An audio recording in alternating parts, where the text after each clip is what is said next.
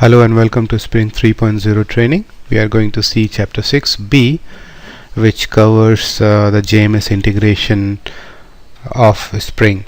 So let's quickly run through the content of it. The content involves the little bit of basics of JMS first, because before we jump onto integration part we need to understand what is JMS itself. So we'll see what is JMS, we'll see slight differences between JMS and email, then we'll look through the JMS applications and its different components that creates the complete JMS application. We'll also look through some of the things like JMS provider, messaging model. We also will dig into the API programming model.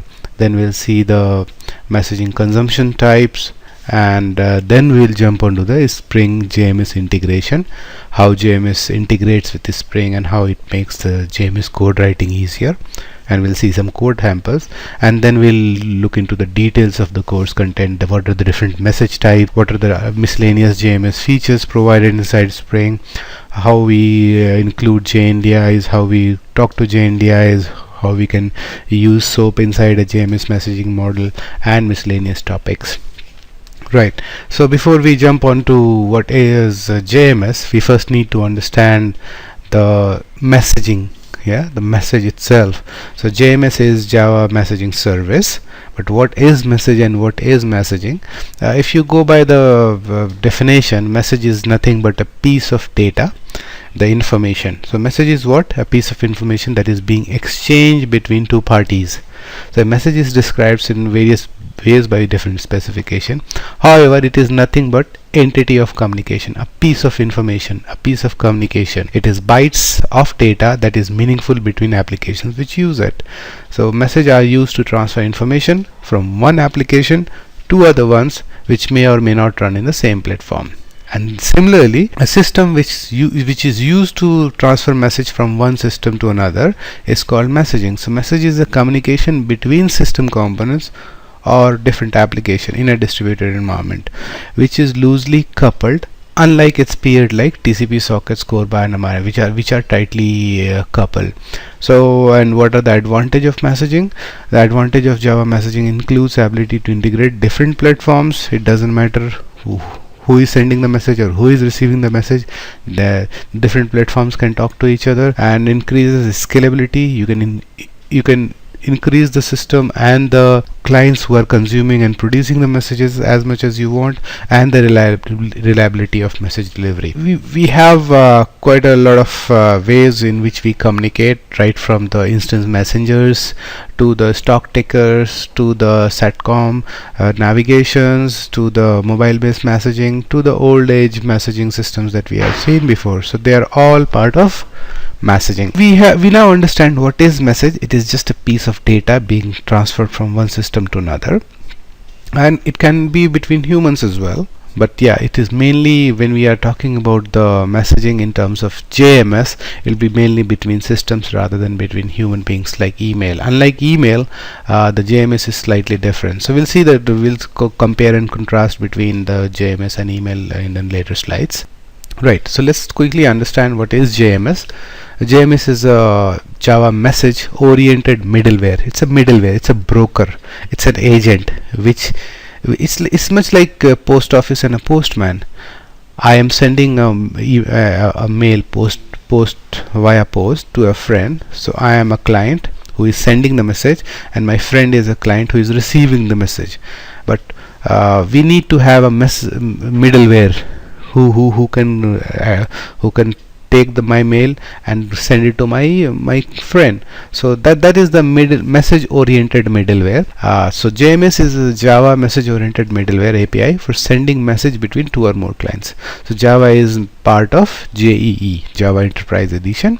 And what is JMS? It's a specification, right, that describes the common way of Java programs to create, send, receive and read distributed enterprise messages, and it advocates the loosely coupled communication. It doesn't matter who is the sender and who is the receiver. The loosely coupled system, it doesn't care who is the sender and receiver. Asynchronous messaging means it doesn't matter whether the sender and receiver are present at the same time or not. They don't have to be those two systems who are sending and receiving, they don't need to be up at the same time. So that's the asynchronous messaging. And reliable delivery, it makes sure that message is guaranteed to be delivered once and only once.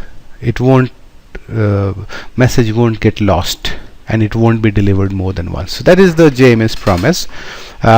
Let's quickly run on to the look at sample of JMS application pictorially. So we have a sender and we have a receiver. So what receiver and sender does is this part is sending a message. So we need a broker in between who can take my message, piece of information, pass it on to the network, to the receiver. And then we have a second way of representing it. So we normally, what is this message oriented middleware? It's normally a MQ application. So this provider can be something like ActiveMQ or IBM MQ. We will see different message providers. So what a sender does is, sender can be the promise is that we are loosely coupled, and it supports all type of platforms. So sender can be .NET application or a mainframe based application, and receiver can be Java or Spring based application, and this receiver can send that information back to the sender as well. So this is a two-way communication which is loosely coupled. There we can say it doesn't matter where the platforms are, it's a typical application. In an application you have a producer goes to the middleware, that is the MQ, and it sends the message to the queue, and receivers receives it. So this is a typical Java application which has three major parts: the message oriented middleware, the sender, and the receiver. And sender and receiver can become, this sender can become a receiver as well, and this receiver can send back a response. So sender sends a request and receiver can send back a response. So the sender and receiver are not fixed roles. Sender can be a receiver, receiver can also become a sender in a JMS application. Now before we move on to other parts of the presentation, let's quickly see the very basic confusion that we all have, that messaging, how the email differs from Java messaging. So Java Mail is an API for sending mails and with attachment and reading emails. It is mainly for human to human information exchange, whereas messaging service is capable of exchanging message between applications. Message between applications, two systems are communicating with each other. Ultimate recipient might be human itself. That's not the point. The point is that those messages are supposed to happen between two systems. Delivery can be duplicate or not guaranteed. Say for example, it's not a big deal to get multiple copies of an email. Say for example, if you lose a connection with an email server over POP, you might get same applications, same emails copy again. JMS is more like database. The message can be configured to be drained if and only if recipient systems read it. In other words, delivery can be guaranteed. Message guarantee is very important aspect. Why? It will be a major disaster if you get two copies of message saying remove $1,000 from my bank account or sell 50% of the share. It may not be a big problem if I get a mail twice, but if I get these messages twice, it may mean a business loss, or it may mean a financial loss. So that's where the JMS comes in. The JMS promise, I won't give you duplicate and I'll guarantee the delivery of the message. An email is designed for the connectivity on the web between human beings. JMS has a bunch of different qualities of service. It is durability versus non-durability, queues versus topics, like point to point and publish subscriber. We'll see these details later on. And designed for very high performance messaging with low latency together with reliability to avoid duplicate and message loss. So there are quite a bit of differences between Java Mail and JMS, so you are not supposed to confuse between these two. Having said that, the only correlation between both technologies both are intended for transmissions of messages. The main difference between these two is their history and design criteria. In the very beginning, email was the first thing, and later on it was realized that email is not reliable enough for very extreme systems, and the design criteria has changed for messaging system. JMS is for sending messages between application component, and Java Mail API is for sending actual email. Let's move on to the JMS components. What the JMS components looks like. The JMS component are basically the provider itself, the middleware, message oriented middleware that implements JSS in addition to their administrative and control functionality, requires a full feature messaging product like IBM MQ or Active MQ. There are lots of other middleware as well, JMS provider as well. We'll see the details of those. It's a message broker. It's a broker in between. It's a like agent in between who takes the message and sends the message across. It's like a post office. It's like a postman and post office which takes your mail and which delivers it to the recipient. Then we have JMS clients, the one who is producing or receiving the message. Me and my friends are JMS clients. I am sending a mail, a postcard to my friend. So I and my friend is the JMS clients that produces or receives message. And if I am sending a mail, I am the JMS producer. If my friend is receiving the mail, he is JMS consumer. Producer and publishers are senders and they are clients, and consumer and subscribers are receivers, and there are two types of JMS clients. So there are in fact 4 types of JMS client. This JMS client can be segregated in 2 types. For senders, producers and publishers are senders, and there are 2 other types of JMS clients which are receivers, consumers and subscriber.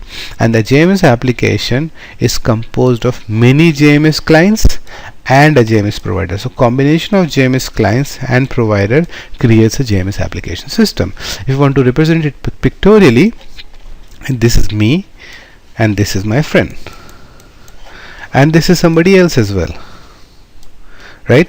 So this is JMS client is a producer of the information, this JMS client is consumer of the information, and this JMS client is both producer as well as consumer of the information.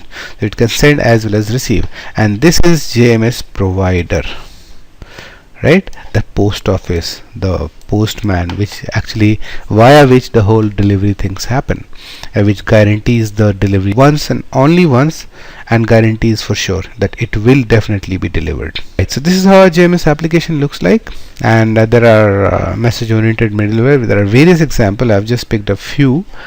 Some of them are WebLogic, MQ series, JBoss, Sonic MQ, TIBCO EMS, and we will be mainly looking at this Active MQ. So this is how the Active MQ look like.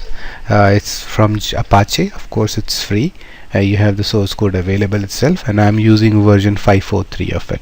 We'll have a quick demo of how this Active MQ runs and how it looks like and how to set it up and how to download it in later slides. There are 2 types of JMS models, point to point and publish subscribe. In publish subscribe there are 2 types further: durable, persistent, and non-persistent, non-durable. For durability you need to have database in between to save all the publish subscriber message. In non-durable it can directly be delivered whoever is available in the system. In point to point, it is built around queues based on the principle first in first out. Whoever is first in the queue will get the services first, whoever is last in the queue will get the services last. Each message has only one consumer, and in publish subscribe each message has multiple consumer. Let's see it pictorially. That there is a sender, this is the queue, say for example Active MQ, MOM, and this message which is being sent will be received by one of the receiver. If you want to see it further, the varieties of it, that it does not mean that you have to have one receiver. I mean, multiple receivers can be configured, but it will only be received by the one receiver. So you can have one sender and one receiver, producer and consumer. A JMS queue, a message will be received by a receiver. You can have multiple senders and one receiver. All the messages that is being sent will be received by this receiver, or you can have a single sender and multiple receiver, but it does not mean that one message will be received by all 3 consumers. This is the most important aspect, that if it is sending first message for receiver 1, second message for receiver 2, and third message for receiver 3, first message cannot be delivered to more than one receiver. That's the important bit, and that's why it is represented like this and this. The important point is queue might have more than one sender and more than one receiver, but only one receiver may consume each message. That's the basic fundamental of point to point. And if you want to further pictorially understand it, you can have multiple applications sending the message over a queue, and this application is consuming both the sender's message. Sends, receives, and acknowledges. These are the three important functions and behaviors of point to point model. Sends, consumes or receives, and then acknowledgement happens as well to ensure the reliability of message, that message has been consumed properly. And there is no acknowledgement, it will assume that the message has not been received, has not been sent. There are various algorithms which ensures the reliability of delivery of message. That's how the point to point look like. The fundamental is only one receiver may consume each message. Let's quickly look the publish and subscribe. In publish and subscribe, instead of queue we have topic. Publisher sends a message, topic replicates the message into as many subscribers as we have, so it creates copy of a single message. It creates 3 copies of the single message and it delivers to all 3 subscriber. It's like a newsletter, right?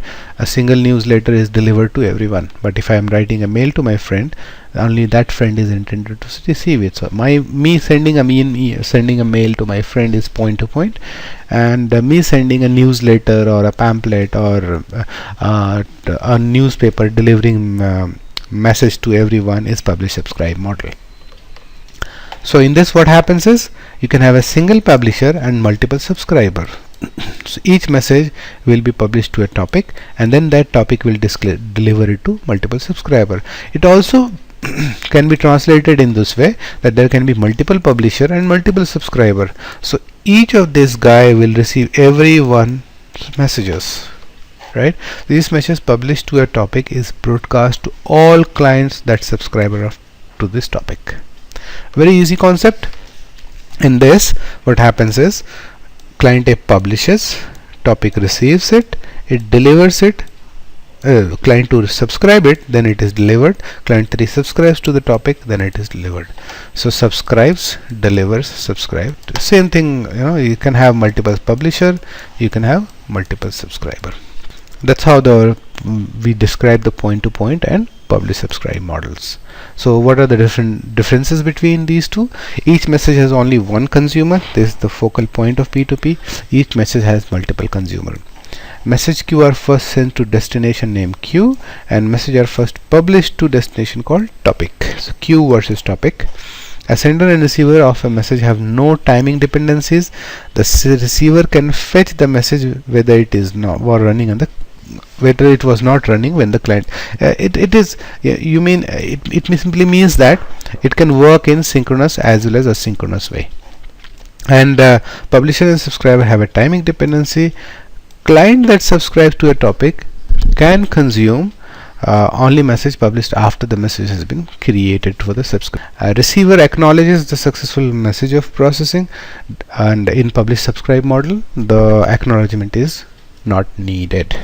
How does the JMS API programming model look like? Of course, it will be similar as any other. In the database model itself, what we have, we first create the connection. After creating the connection, we create we first create the driver connection, and then we fire the SQL, get the result set, and process the result set. That's the standard database thing. Similar thing happens. We create the connection gives you a session creates either a producer or a consumer, and producer will send a message, consumer will receive a message. That's a typical JMS API programming model. So you always need to remember this sequence in the JMS world, that you have a factory, you have a connection, then you get a session. From session you get either producer and consumer. If it is producer, it will send it. If it is a consumer, it will receive it. And code perspective, how it looks like, of course, you first create factory, connection, session. So you create connection factory, connection from the factory. Don't worry about the context part, I'll get into it in details later on. So you get the connection factory, you get the connection, and then you get a session from that. And from session you can get if it is a point to point model, you will get a queue, and if it is publish subscribe model, you will get a topic.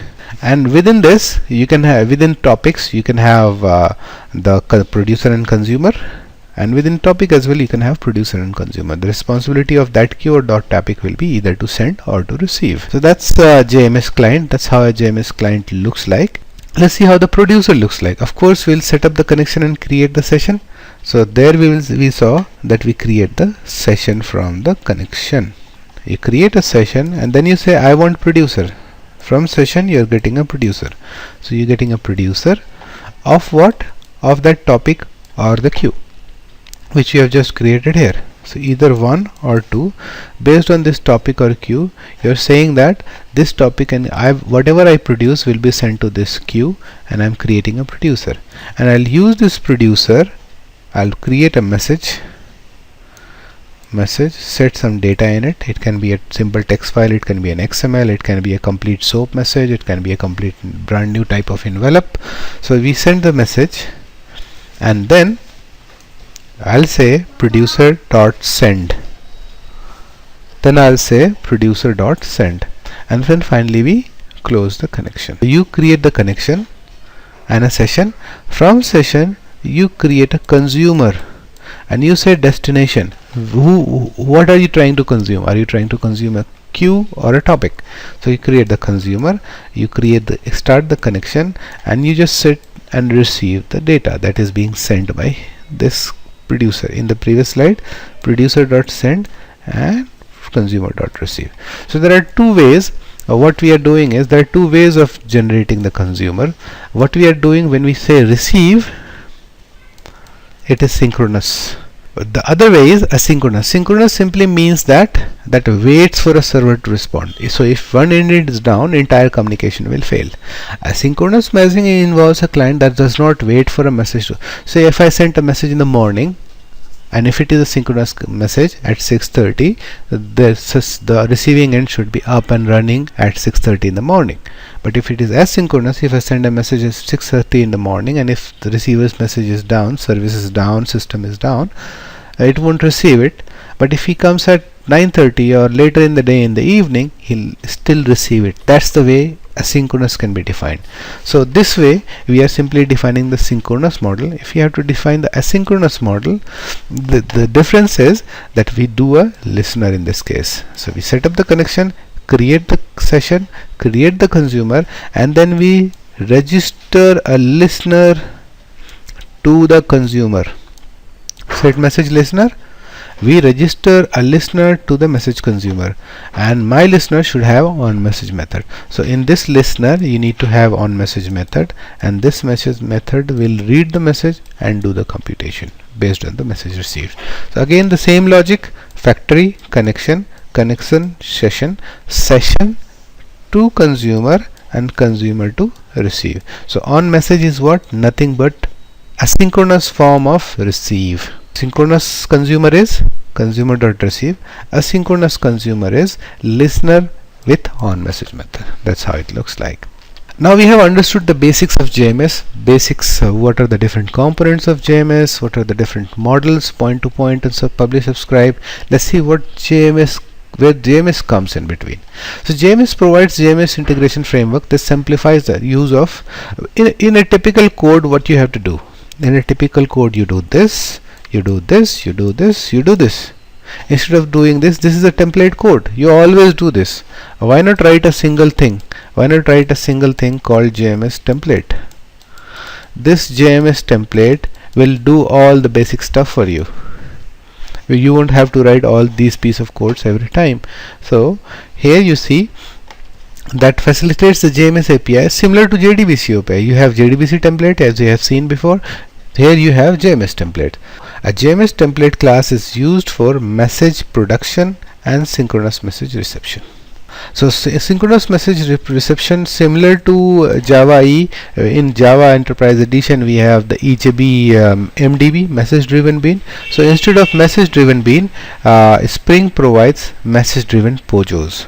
So message driven POJOs already have the on message implementation, is already a ready-made build message listener container, and we simply use the message. We'll see in the example that how MDPs work. Instead of message driven bean, EJB's message driven bean, it is replaced by message driven POJOs. So let's begin with some of the JMS integration part with framework. JMS provides this namespace and JMS provides this XSD. You have this framework jar that is available, dependency that is available. If you download ActiveMQ, you will get this jar as well. So that needs to be in your class path, and this is the link. You can go there and you can download it. Let's quickly run through the demo of it. So in demo, first we'll have a quick look at core Java non-Spring application demo. Within this we have a consumer and we have a producer. For consumer and producer to work, what I'll do is I'll simply run the ActiveMQ. To run the ActiveMQ, I'll just go through the this is the jar that you download and you explode it here, and this ActiveMQ, you go in there and there is a bin. In this bin you just double click on it. I've just created a shortcut of this here in my training session area. So ActiveMQ shortcut, I'll just double click on it. This will start the ActiveMQ, right? So once it is run, admin is available at this location, and there are some demos which is available at this location, localhost 8161 admin. You see 8161 is the port where the ActiveMQ is hosted. So this is the ActiveMQ, that is what it will look like. So if you go and see, I'll just delete all the queues that is created here. I'll clean up everything and all the topics. I'll just go to do some demo. In the demo they have provided send a message and receive a message. So for example, test active MQ queue. This is the queue name that I've provided, and I'm saying it is a queue, not a topic. And I'll say active MQ test. I'm just producing the message, right? So it is just for sending a message. I'm just sending it. I just said sent, right? Let me quickly see if something has happened. See what we did? We had this text ActiveMQ, that queue is created here, and we have said ActiveMQ test. So this message has two messages that has been sent to it. It is showing into the number of pending messages because it has not been consumed. No consumer has connected to it. It has not been dequeued. So I'll quickly look into inside these messages. So there are two messages. First message is having a text ActiveMQ test, and the second message is also having a ActiveMQ test. For the same message, I'll say ActiveMQ message test 3 and I'll say send. Let me quickly go back to queues. Now you can see there are 3 entries here, ActiveMQ 3. The third one, they should say 3. Very simple. And same applies for the topics as well. Instead of this, I'll say topic test topic 1. Yeah, so I'll go and say topics. See, test ActiveMQ topic.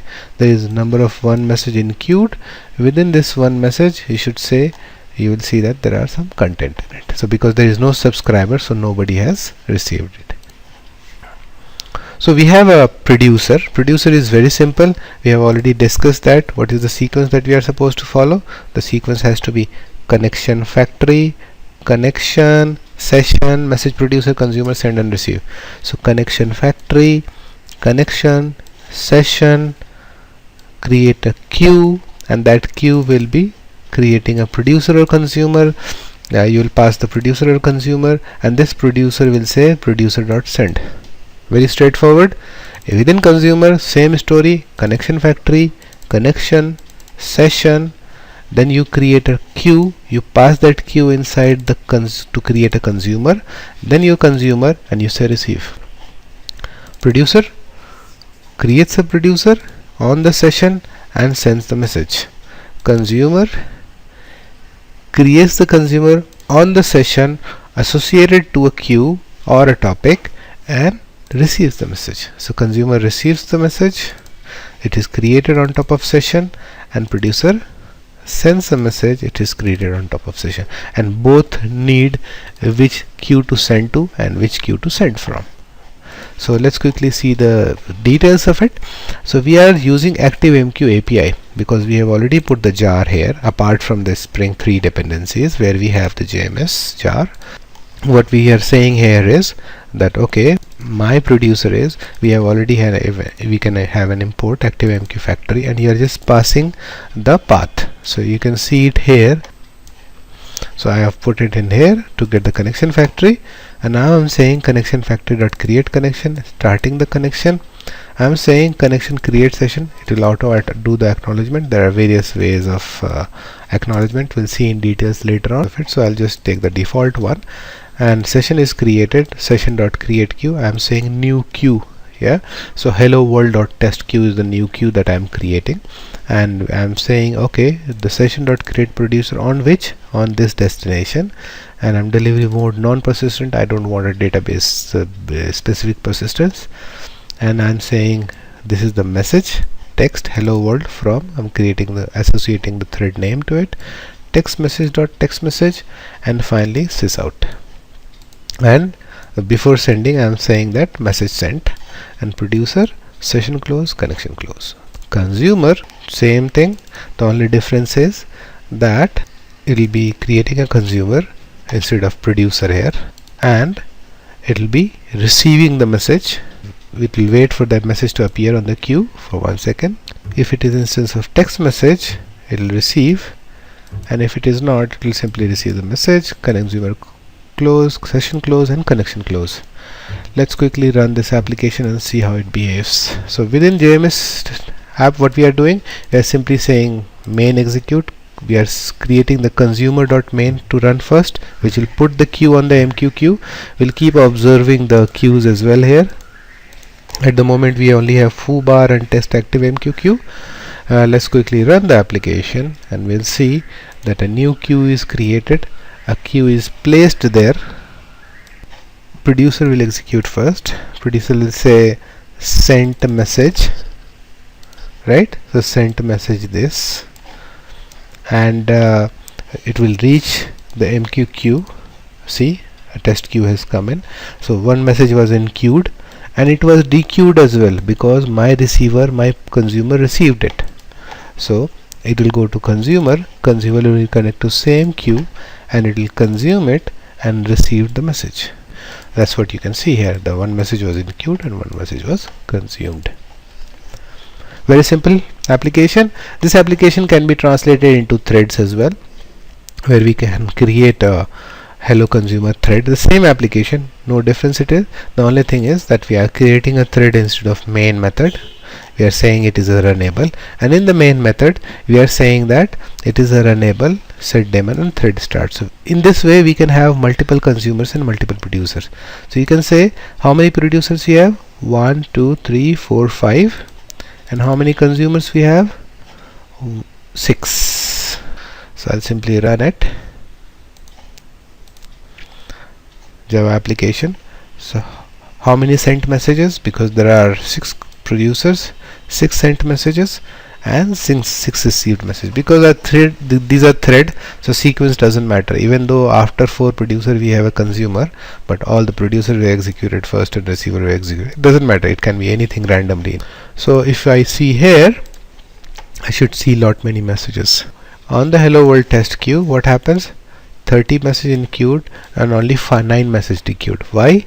Because I tried it twice and 2 messages were extra, because we are sending 6 and receiving only 4, so 2 message left on the queue itself, nobody received it, and because we have hit this application twice, so 4 messages kept lying on the queue. So 13 were sent and only 9 was dequeued. 1 was here and 6 plus 6 here, so that's why it is 13. And if I want to see the content of it, I can simply go here and I can simply see hello world from thread. This is nothing but the producer content here. This is core JMS. This has nothing to do with Spring JMS. Spring JMS looks like this. Here we say two beans, connection factory and the JMS template. Everything is done here, and in the code how much you do?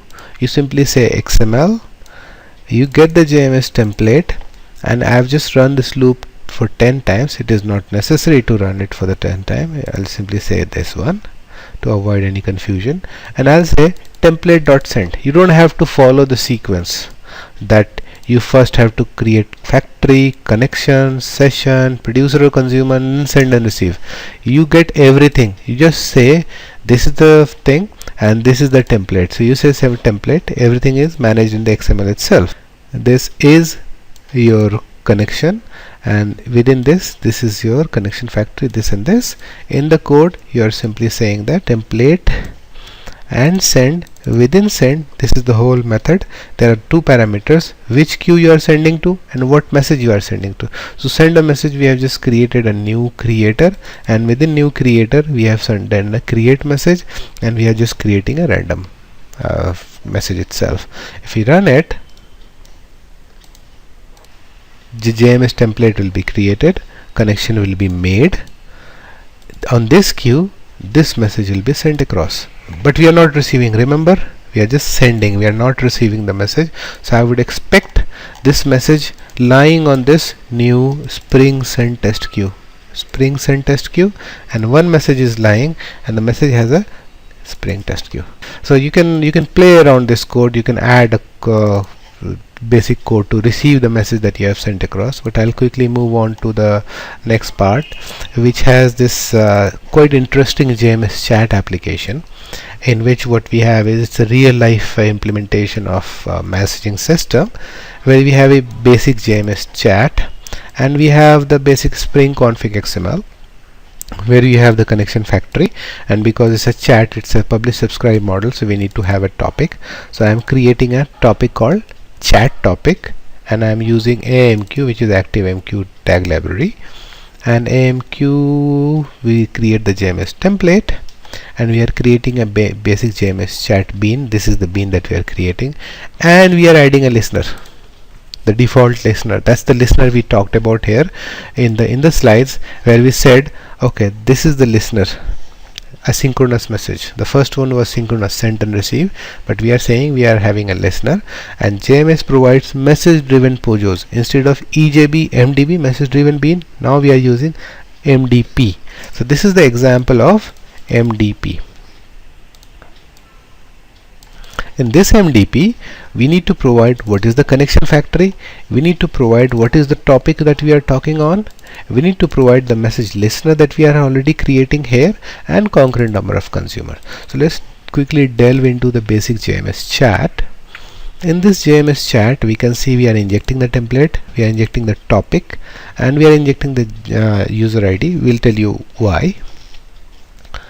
In this main method, what we are doing is we are creating the application context, the straightforward Spring application context. We are getting the basic JMS chat, this class itself, from the basic JMS chat, and we are creating. I've kept this verbose just for the sake of clarity, rather than directly doing a send and receive from the template, just to make sure that we all understand this. So don't worry about it. You can skip some of the verbosity that I have added here. From this template, you are getting the connection factory, and on this connection factory you are creating a topic connection, and then you have publish method and you have a subscribe method. So publish will do what?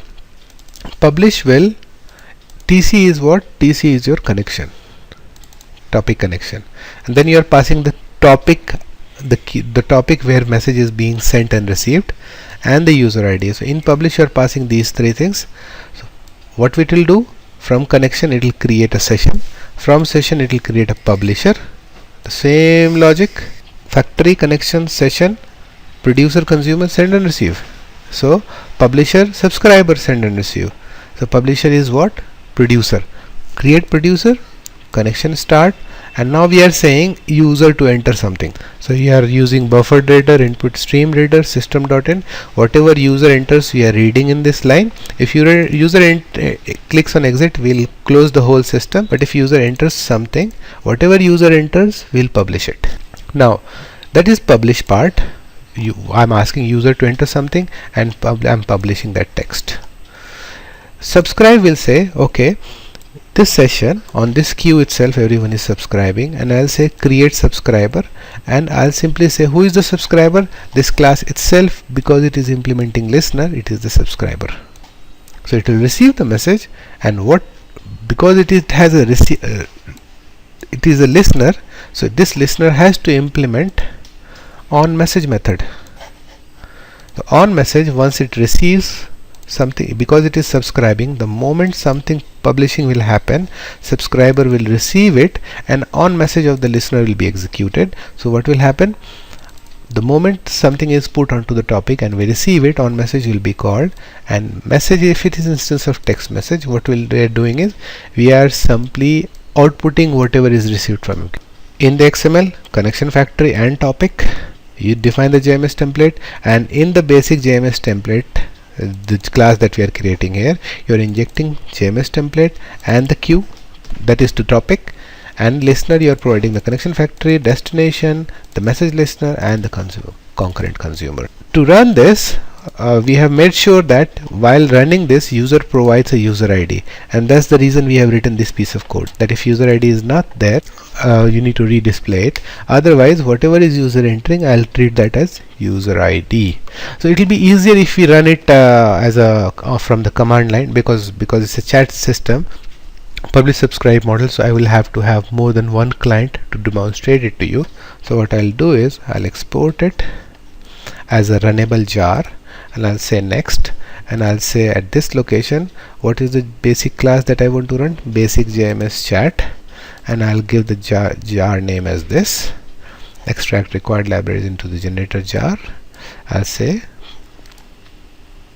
so jar has been created with some warning, so don't worry about it. And if I go to the application, I can see this jar is created here.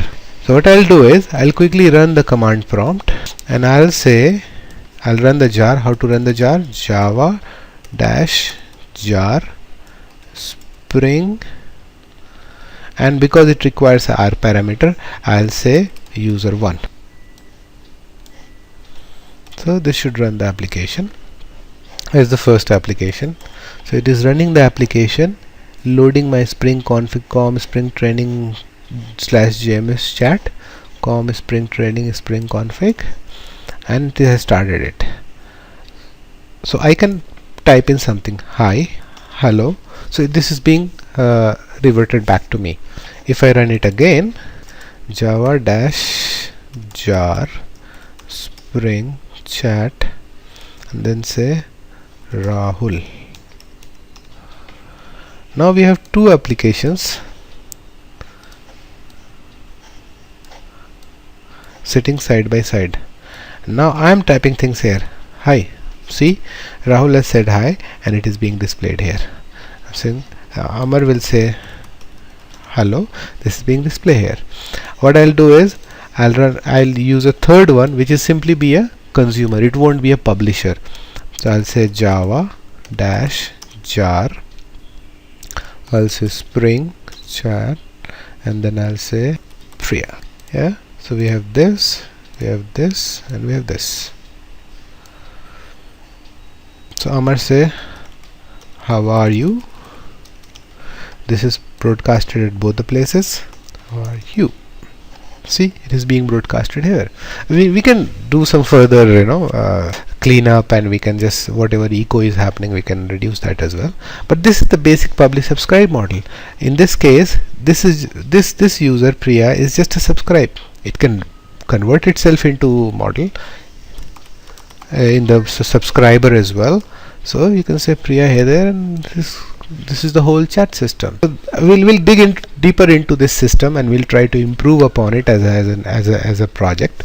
But that's how the publish subscribe model looks like. So in this session we have covered the basics of JMS, and we have covered a little bit of programming model, and we have covered some of the demos that we have seen. So we have demoed MQ, we have demoed the basic asynchronous model using send and receive, producer and consumer, with main method and with thread. Here we have seen the Spring specific JMS template, where we have seen the example of send and only, and then we have seen Spring JMS chat application. So in the next video we'll try to see the details of it and the miscellaneous topics that needs to be covered in this topic. See you there.